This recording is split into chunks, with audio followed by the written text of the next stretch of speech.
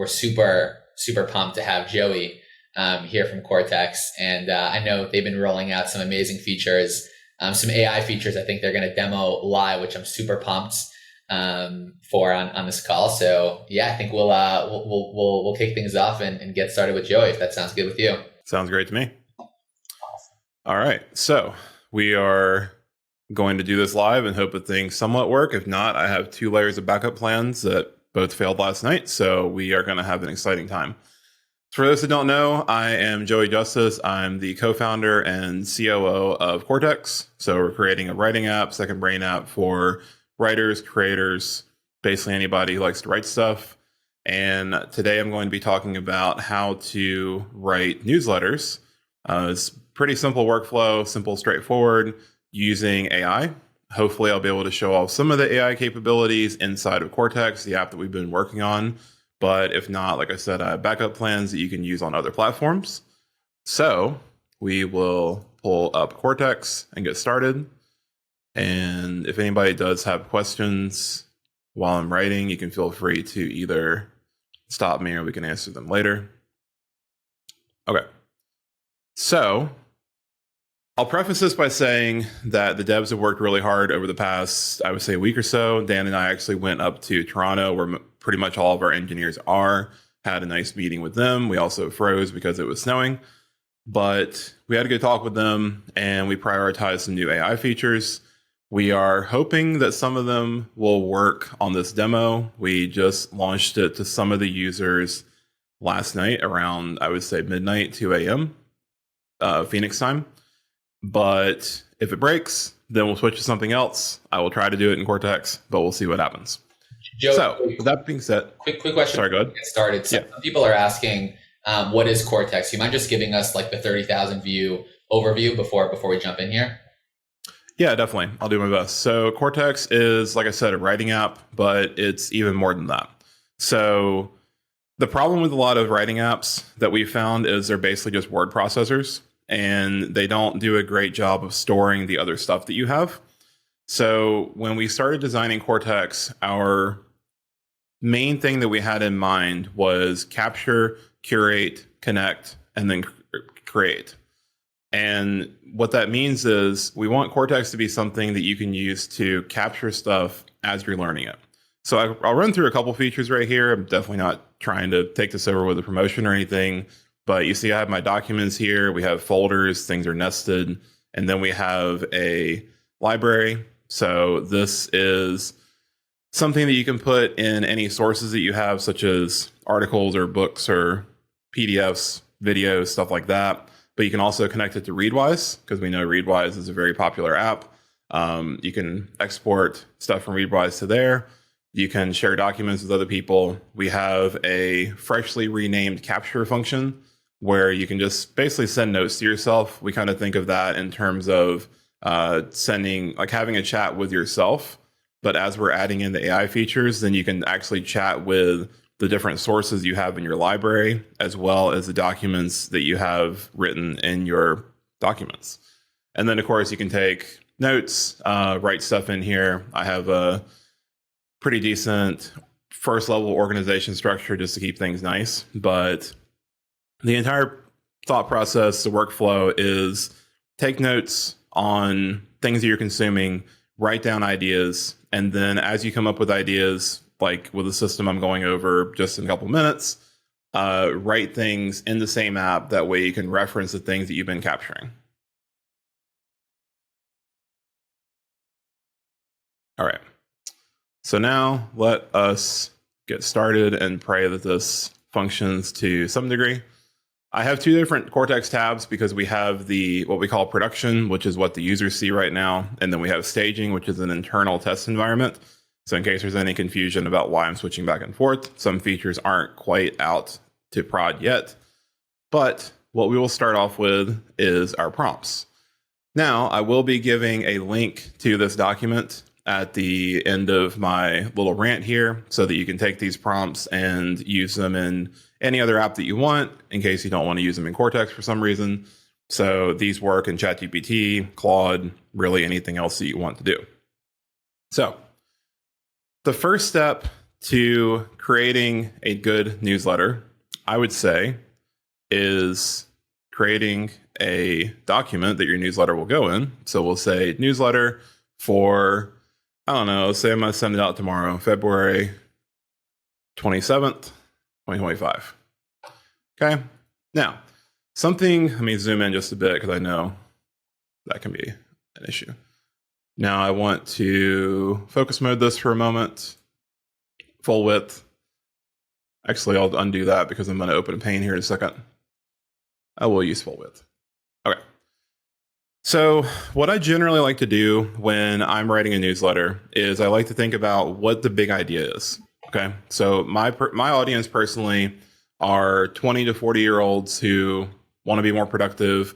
I also talk about some like men's issues type stuff and just help guys be more productive, but also help them with like mental health things, fitness, so on and so forth.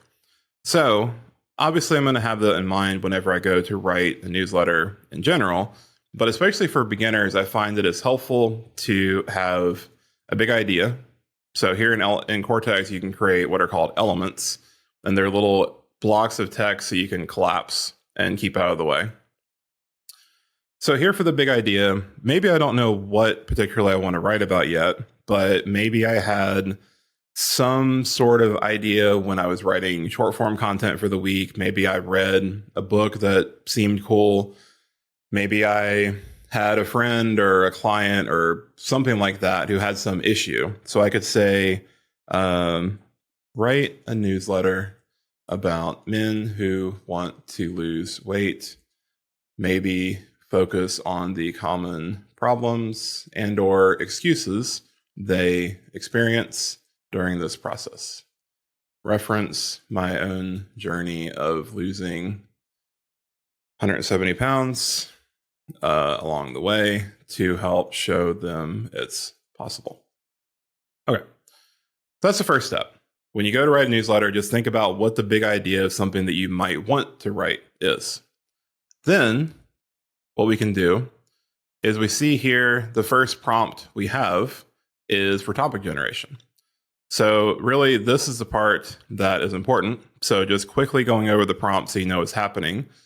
You're essentially telling the AI that you're writing a newsletter for a target audience. Now, the target audience could focus on demographics, so gender, age, where they live, stuff like that. And you can also put things in here about what problems they have or what goals they have, or both. So in a moment, what I'm going to say is I'm writing an email newsletter for 30-year-olds who want to lose weight. And then what this is going to give me back is specific struggles they have, any specific diet desires they have, and give me 10 good newsletter topics that I could write about. So we will copy this over. We will go to chats here in Kortex, and we will start a new chat. Let me back out here. Turn Kai off for a moment. Kortex AI is Kai. Hello, new chat. I didn't turn Kai on. Let's try that again. Hello, new chat. It's thinking. It might be thinking for a moment. See, this is what I said about that things might not work exactly as expected. We'll try it on production. Good morning, new chat.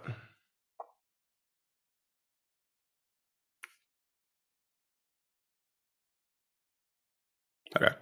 So right now, Kortex AI is giving us a lot of fluff. It's brand new to the world. So there's going to be some interesting things with it. And as you can see, this response went on top of this one. It's a little bit buggy, but the devs pulled an all-nighter to work on fixing stuff. But anyway, so we'll paste in our first prompt saying, I'm writing a newsletter for, and as I said, men in their 30s who want to lose weight, but are struggling. And I'll leave it off. Men in their 30s who want to lose weight. Okay, everything else is good. We'll send that. Kai is thinking. We're currently using Gemini for this, but we're going to be add in the ability to switch APIs. So use Claude, Grok, ChatGPT, stuff like that. But it seems like there might be an issue with Gemini or something. So thankfully, I do have my backup plan, which is Claude. And Claude was actually down for a little bit last night. So we might have an even more exciting time. 30-year-olds who want to lose weight. Okay. Finally, we're getting something out of AI. So as you can see, it's giving me specific pain points that audience has. And it's also giving me specific desires that the audience has. And then it's also giving me some good ideas for topics. Now, something you can do that I kind of like doing when I was a Twitter ghostwriter was I would play with the topics a bit and see if I can tailor them a bit more toward my target audience. So I, with myself, with my stuff that I write, I include a lot of psychology, neuroscience, stuff like that. And so I tend to shift or position my topics more toward an audience who's interested in those things. And you do see in here that we do have at least one that references psychology. But maybe I could say, please make those topics sound a bit more sciencey to appeal to an audience that likes psychology, neuroscience, and for this one, we'll say physiology.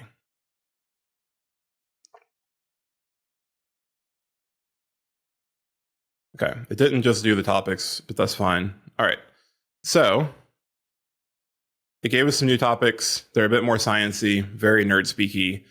I personally like that kind of thing, but I know not everybody else does. So we'll just say, please revert to the original list. It's very important to say please AI because when the inevitable uprising happens, you want to be on their good side. It's very important. Joey, so, I just want to jump in here and ask a few questions or two. Also, can people hear me now? Hopefully my audio is better with the headphones. I can hear you. Awesome. So I think a lot of people on the webinar now are like at, the earliest stage of their creator journey, are looking to like use socials to grow online and everything. As someone, and I'm curious, as someone who's built a pretty large social following and have been able to leverage that to build products and things like that, maybe you could just give us some of, I don't know, your secret sauce, or maybe some like top tips that you'd have for building a social following. Maybe you could talk about whether it's like choosing a good hook, choosing good titles, right? I know you just went through and looked at these compelling newsletter topics and sort of filtered out things that you think might have too much scientific jargon. Maybe you could walk us through sort of your process and how you think about that. Yeah, definitely. That's a great question. So I would say one of the best things that you can do to start building a good audience and a good brand is write to your former self. So one thing you can do is create a document in Kortex or whatever app that you want to use, and you could say what I've done / what I'm doing.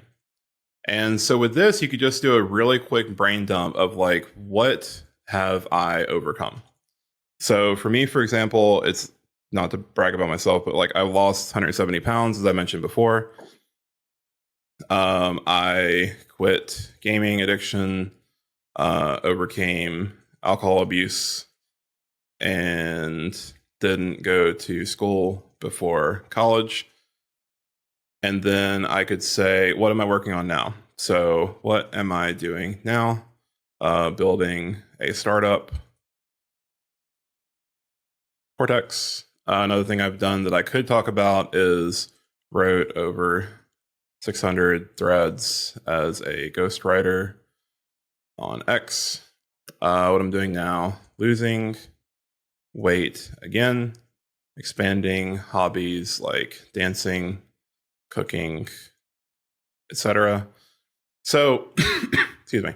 Basically, what you're doing here is you're writing down the stuff that you've done, the problems that you've overcame, the goals that you've achieved, and the things that you're working on now. The reason why you want to do that for yourself, how that ties into content, is I've found that oftentimes the people who you can best help are people that are going through something that you've either been through or are going through now. And that's the psychological thing, because you can get into their headspace better. You can understand that struggle. You can understand all the fears and anxieties and overwhelm that goes along with it. And so you're going to be a lot better when it comes to writing content for those specific issues. And therefore, you're going to your writing is going to resonate with those people a lot more. And so as you're defining your target audience, a lot of time that's likely going to be essentially thousands or millions of people who are just like you. You know, everybody's a person, most people are at least, and they have problems just like you, goals, desires, anxieties. And so if you think about the ones that you've had and the ones that you've been through, that's a lot of content right there.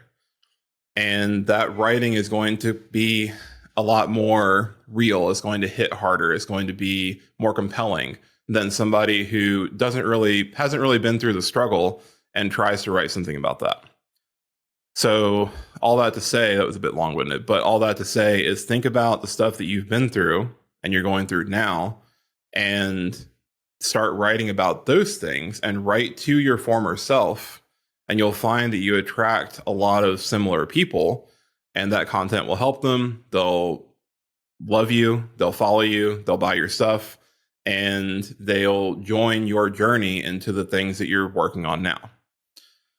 That's the main thing. Really quick, other thing that's kind of underrated is examine your favorite creators and writers.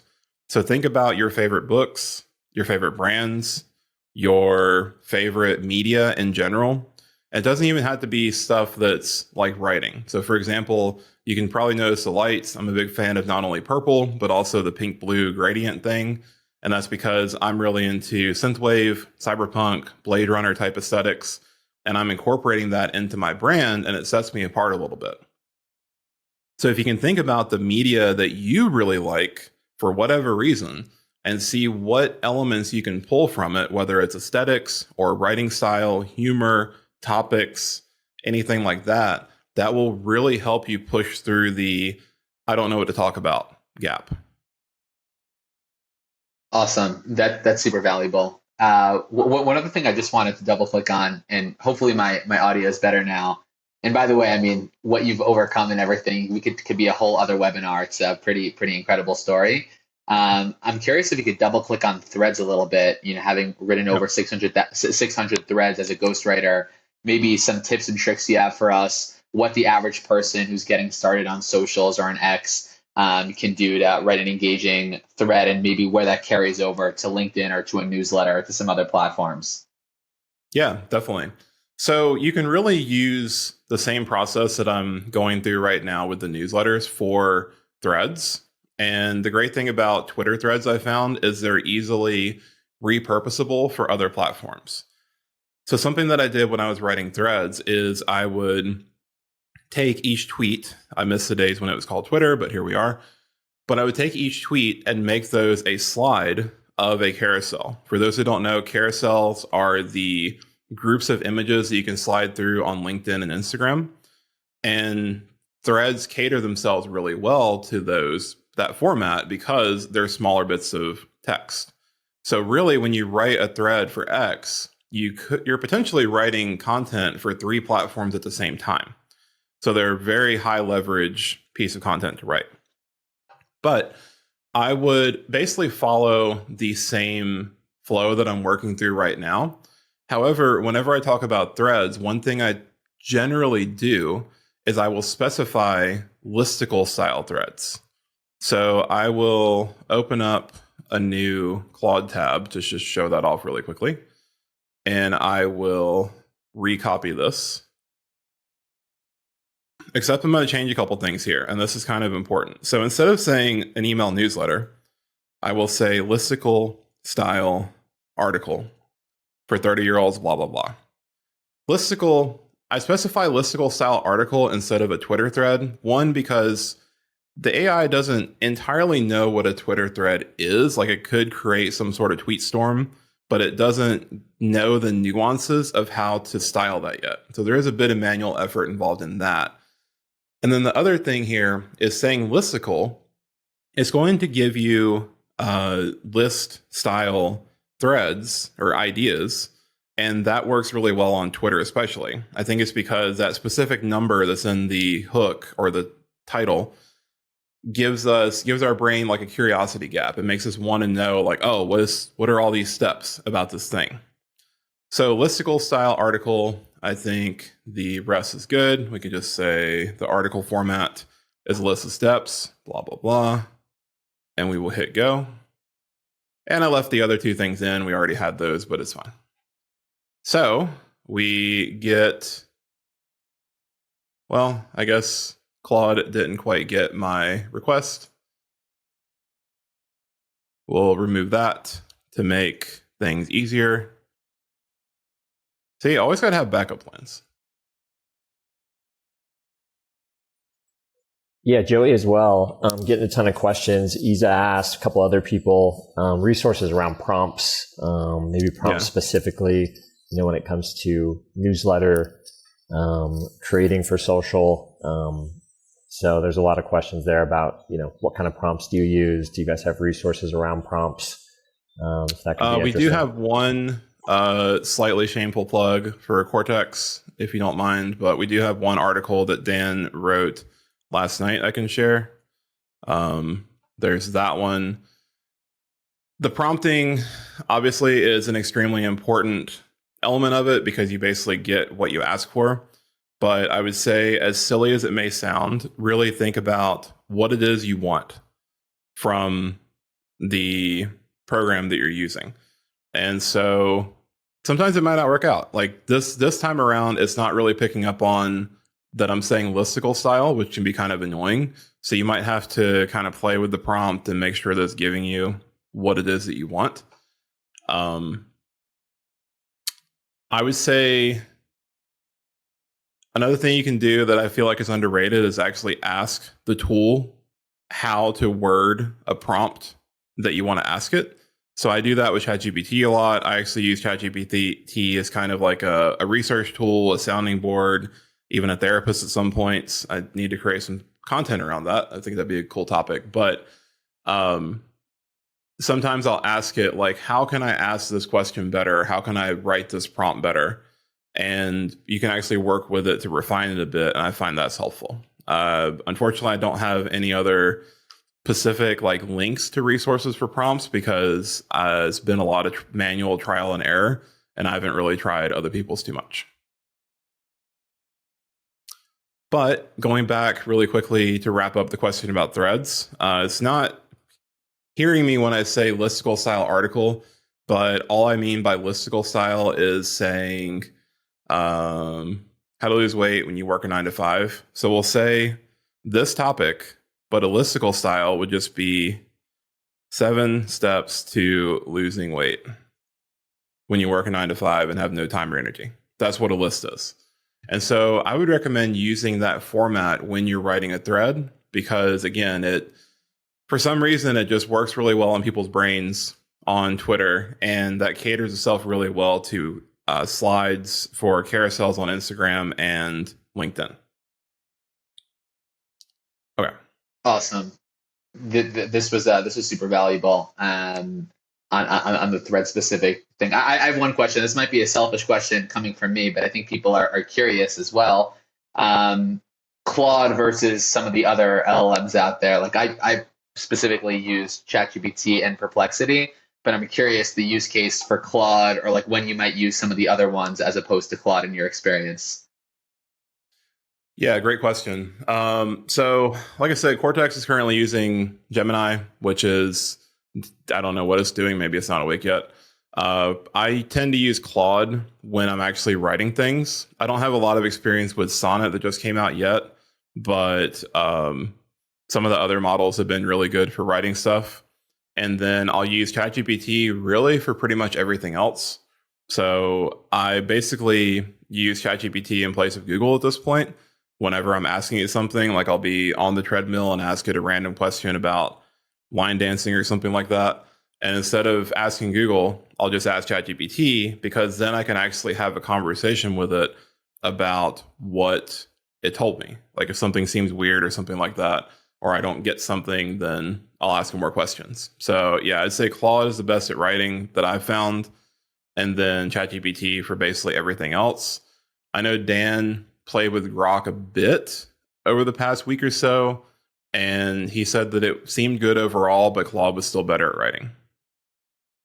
Cool. That's super valuable. One other question before jumping back in. I know, obviously, really appreciate you being here. Obviously, we also miss Dan being on here as well. I'm curious, just like from working closely with Dan, maybe some insights you could share, just like that you've learned from working close to him. Maybe some things, strategies he's been able to implement, both in building out this startup alongside yourself, and also just growing on social. Are there any tips or things that stand out? I would say the one that has been most impactful for Dan especially is Dan was really good at paying attention to what worked. And by that I mean, so I met Dan in late 2019, shortly after we both started on social media. And we had around the same followers, I think around 500. And obviously Dan has exploded. And it's been really impressive to see. But I feel like the main thing that contributed to that, aside from, reading all the time and stuff like that, is he really paid attention to what worked. So he only started on YouTube like 2 years ago, I think. He had a channel that was out there with like 1,000 subs. He talked about like fitness and skincare stuff and things like that. But he didn't really do anything with it until like 2, maybe 3 years ago. And he absolutely blew up on there. But the reason why he blew up is he had paid attention to the content that had worked for him on other platforms. So he already knew what ideas were going to resonate with people when he came around to making YouTube videos. And so he went viral and scaled way faster than somebody who's just trying to figure it out. So it's not to say if you are in the just figuring it out stage that you won't succeed anytime soon. What I'm saying there is just kind of vaguely keep an eye on trends in your content, or especially if things really hit hard. Like on social media, if you have something that really gets like 5x, 10x the engagement that you normally get, save that somewhere. Create your own little swipe file where you're saving your greatest hits, basically.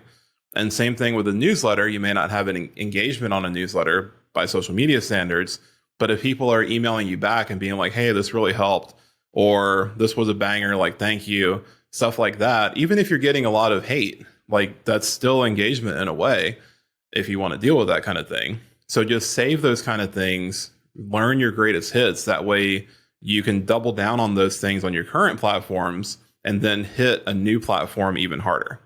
I would say that's the most important thing. The one caveat to that, and I still get bogged down by this sometimes myself, is not fixating too much on the numbers. Because it's really easy to feel like the number under your name or the number under a post means everything about the quality. Sometimes even a good post or a good thread, a good newsletter just isn't going to hit for whatever reason. And it happens.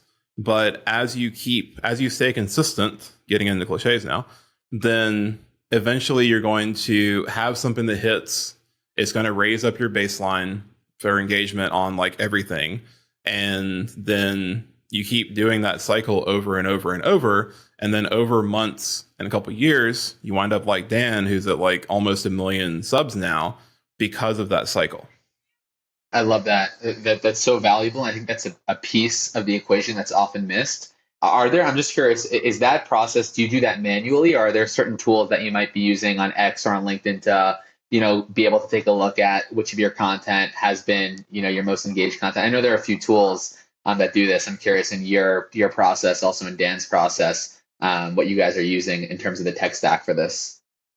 So I am a bit of a nerd who likes to do things kind of a manual way. But one of the most underrated ways that you can do this, why am I not logged in?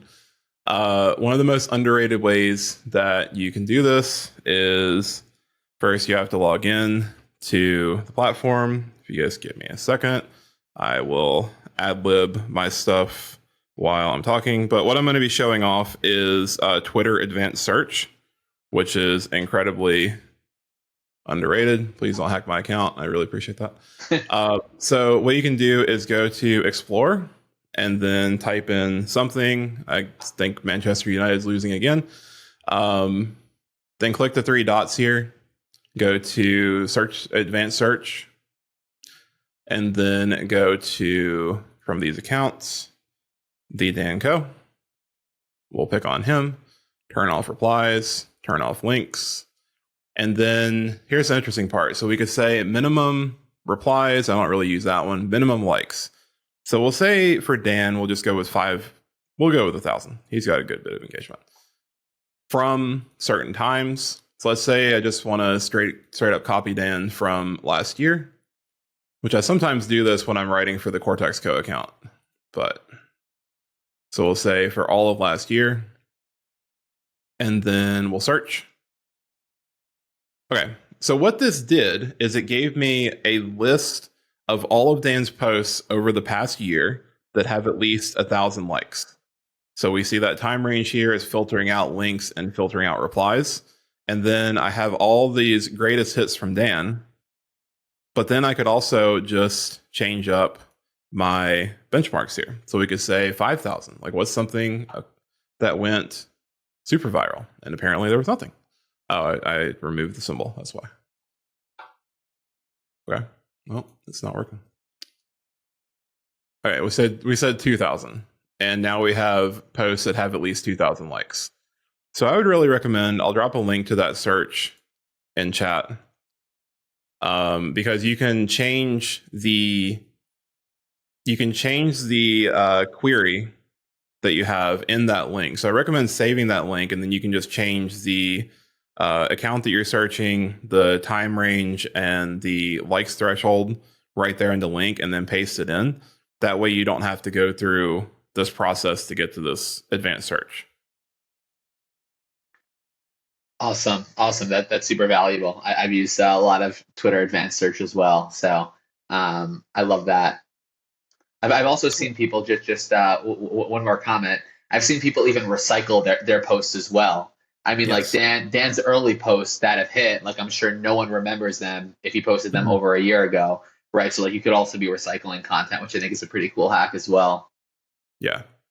Yeah, it's definitely good to do that. That's another reason to keep like a swipe file of your greatest hits, is because you want to create content on those again.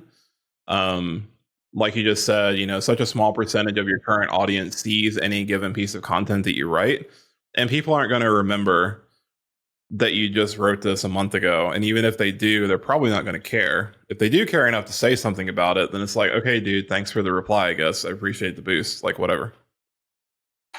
Got it. Yeah, that makes sense. Okay. So going back to our newsletter stuff, we will say, I don't know, from stress to success. That's a slightly cheesy, but it's fine. We'll roll with it. So what we'll do is we will put this in our newsletter document that we created, and we'll say, I'll create a new element called Big Idea. I know that's a bit small, but oh, well, it's a topic, whatever. I didn't copy anything else. Okay, then we'll go to, where am I? We are back over here. Open that in a pane. All right, so we will then go down to this. We will copy this prompt number 2. Go here to Claude, since sadly Kortex is embarrassing me. Then we will pick our chosen topic here. Pop that into the prompt. Okay, so let's proceed with this idea that you suggested. And then you have an area here in the prompt. And again, I'm going to give a link to the document with these prompts that people can use. I want to include these ideas. So one big one for me, as I've lost weight again, has been overwhelm. So include the ideas of you're not consistent because you're overwhelmed. Okay. And then I can't scroll down the Claude window for some reason. I don't really know why. Everything is broken. But it's probably good to go. We'll hit enter and see what happens. Oh, I only copied part of it. That's awesome. It was I that had the bug the entire time. Cool. All right, we will try that again. Boop. And then I need to delete that part. Can I delete that part? Yeah, while you're working on that, everyone as well, if you guys have questions, please throw them in the chat. Anything around creating content, maybe how to best use Kortex, etc. Definitely want to get any questions answered from Joey while we have him here.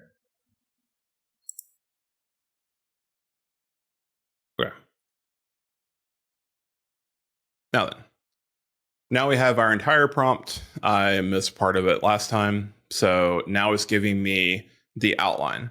This is, if you stopped here, you're still going to be ahead of the vast majority of creators, simply because a lot of people I've noticed, and sometimes myself, is they sit down with a blank screen, a blank document, and they try to just start forcing words out. And that is incredibly difficult to do. I've always found that it's way easier to write something if you have a starting point.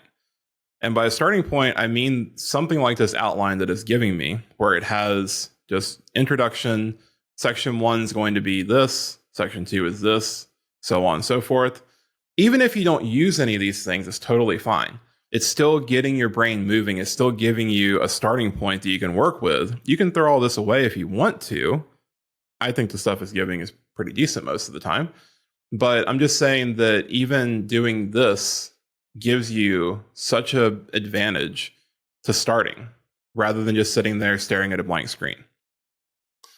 So we see that it did give me quite a bit of stuff. Is this copy button working? It seems to be. All right, so we'll go over here to our newsletter document. We'll do another new element called outline, and we'll paste that in. Close this thingy on the side. Okay, so now we have the outline for the newsletter we're going to write.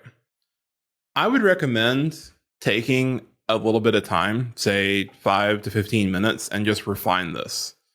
Okay, you could put in other points that you want. You could drop stuff, like say if I'm a psychology writer, then maybe I would drop things that are overly cliche or pseudoscientific or something like that. I would get rid of those and put something else in. You might go the opposite direction with it, whatever you want to do, and try to make it fit your brand, your voice, stuff like that. And then once you're happy with it, well, one other thing you can do is you can do some research. So especially, I had to do this a lot when I was a ghostwriter because I would write for fitness coaches, like turbo masculinity accounts who talked about stuff I didn't even know or particularly care about. And so I'd have to look up different things and learn about them so I could actually write about them. So you may need to do a bit of research if there's some terms in here that you don't really know anything about yet. I'm not seeing any particularly amazing examples. Like you could look up stress hormones if you don't know things about cortisol and stuff like that. But anyway, the third step in here is just do some research. So with that, you could, in Kortex, if it was actually working, you could reference your books, your stuff in library, your other documents, stuff like that. Unfortunately, Kai is still asleep, but it's fine. You could do that with Claude or ChatGPT as well. You would have to just bring over some text or a transcript or something like that so that it can actually reference it. But yeah, we'll skip that part for now, but the prompt is in this document I'm giving out if you want to try that later. Awesome. And then, yep. One other thing, just want to jump in here, and I think the next few minutes we'll just have to wrap up to give some time to our next speaker. But this has been super valuable.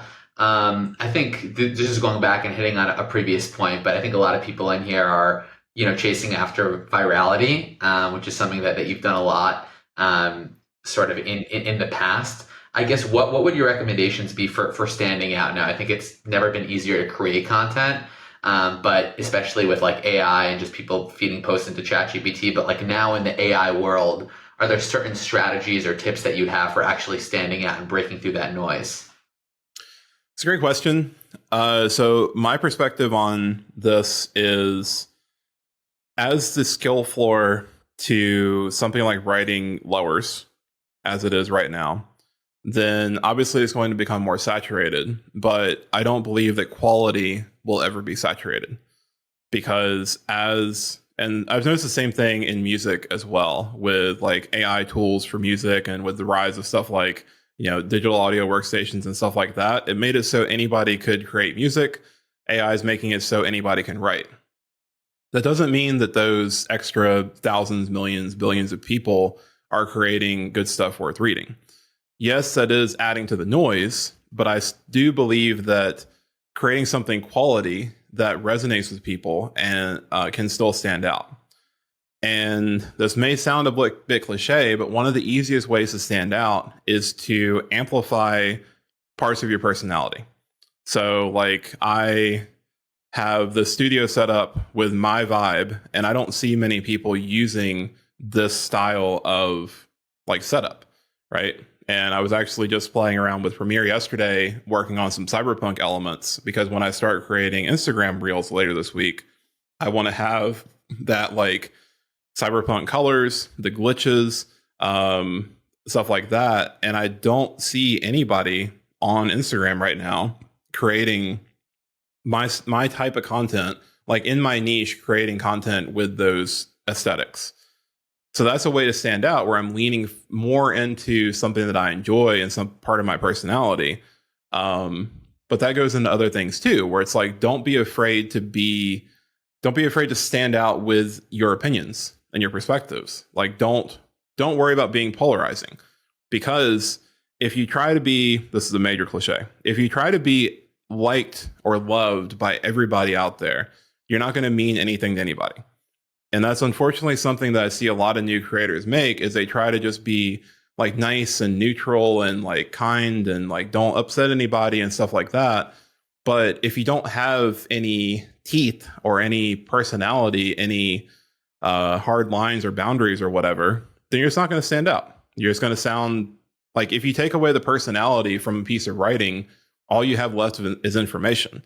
And people can go to ChatGPT or whatever to get information, or Google, right? So they're coming to your page, especially after they've read your stuff for a little bit, they're coming to your page for you. So give them some of you, and that will help you resonate more with them, and then stand out to people like that you could attract later.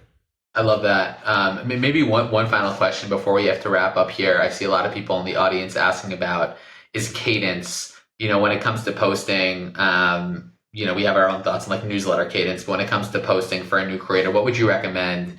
Let's say like on X and maybe on LinkedIn, should it be daily? Should it be multiple times a day? What would you optimize for there? Yeah. So for X, I would say 2 to 3 times a day. And for that, if you want to speak to an English speaking audience, we found it was best to focus on 6 a.m. to 11 a.m. Pacific time, so California time. And that time range is because that lets you hit as much of the English speaking audience as possible. And then by the time you have something like Typefully auto retweeting your stuff, you're hitting a new audience, you're hitting people at night and stuff like that. With LinkedIn and Instagram, I would say for LinkedIn, probably once daily is fine, maybe twice. We found it was a bit better Monday through Friday, because people are probably scrolling LinkedIn at work when they're supposed to be doing other stuff. For Instagram, I feel like right now the time of day that you post doesn't really matter too much, thankfully. I've posted stuff late at night on the Kortex account, and it's still gotten the same numbers as usual. For that, though, I would say once, probably twice a day. It seems like Instagram, especially right now, really needs that volume and consistency for stuff to pick up. And only other thing I'll say on that is it feels like hashtags really do not matter right now. I think the CEO of Instagram said that they're pointless at this point, so don't worry too much about hashtags. Cool. And then just as a follow-up to that, maybe you could give us just a few creators that you've seen that have done a really good job, like in 2025, and might, whether it comes to, sourcing actual prompts, or maybe they're, just writing banger threads. Maybe you have a few recommendations there, of people we can check out. Yeah, definitely. So I'll just say One of my favorite creators right now is Ruri Ohama. I feel like she's doing an extremely good job. She has blown up on YouTube lately. She's really good. Another one to keep an eye on is Aprilyn Alter. Had a call with her recently. She's really cool. And she's also sharing a ton of great resources that are good, not just for YouTube, but also for other platforms. So definitely check her out. And then I would say Kenny Bender. This is just off the top of my head. I've seen this guy with a couple of viral videos lately. So it's probably good to check him out as well. Cool. And then this is just building off of this, because I know that the previous two examples have both been YouTube. I'm curious what you think about like YouTube and the trajectory of YouTube and just video overall more broadly, even longer form video. I guess really that's what YouTube specializes in besides shorts, as opposed to maybe what we think about with LinkedIn or X or some of those other platforms. I think YouTube is staying a great play, but the thing about YouTube is it's a long-term play. And by that, I mean, you need to be consistent for a long time. I don't mean to intimidate anybody with that, but you're going to see the best rewards if you actually stick with it, with posting once a week. You can definitely do every other week. That's what I'm about to get back to doing soon. So you don't have to do it like that much. But one thing I'll say about YouTube really quickly is we hear all the time about, attention spans are dropping. But if you go look at Dan's videos, for example, we see a lot of his videos are 20 minutes, 30 minutes, 40 minutes. We got a couple of podcasts in here that are over an hour, and he's getting a lot of views. He's growing really quickly. So obviously people have attention. They just don't have attention for bad content. It's not that they have a low attention span. They have a low, is this worth my time span? And so if you are able to make long form content that is, engaging, of course, but not in the dopamine frying way, like the Mr. Beast style content that kind of took over there for a while. But if you have if you're like able to articulate things well and able to structure things well in a way that keeps people curious and interested, then you can hold people there for, like Dan does, 20, 30, 40 minutes. And you don't have to get everybody to do that. I think Dan's average view duration is still within 5 to 10 minutes. But a lot of people watch his videos, and so a lot of people are going all the way through it and getting that value. And one other thing about that fact is if you do have people watching your long form content, they're going to become super fans of yours. Like I look at all of Dan's videos, and there's a ton of people in his comments talking about like how long they followed him, like this has changed my life, so on and so forth, because they have such a closer relationship. It's a parasocial relationship, but they're so much more attached to him because they've consumed more of his content and they've learned more about his philosophy. Whereas compared to a platform like X or Instagram, where you're only getting those little slices of it. I love that. I definitely have seen that with the creators that I watch long form. I think with that, we're gonna just wrap it up, because I know we have our next speaker coming in here in another second. But I guess the last thing is where can people find out or connect with you, find out more maybe about Kortex and what you're building? Yeah, definitely. So I'm Joey Justice Co. everywhere. I'll put a link in here. So you can message me on there. I'll put in my email, say joey@kortex.co. So we'll do that. Do you mind if I share a link to these prompts that people can use? Yeah, sure. By all means, drop that in there. So here's that. You don't have to use them with Kortex. Like I said, you can just copy and paste them out of there.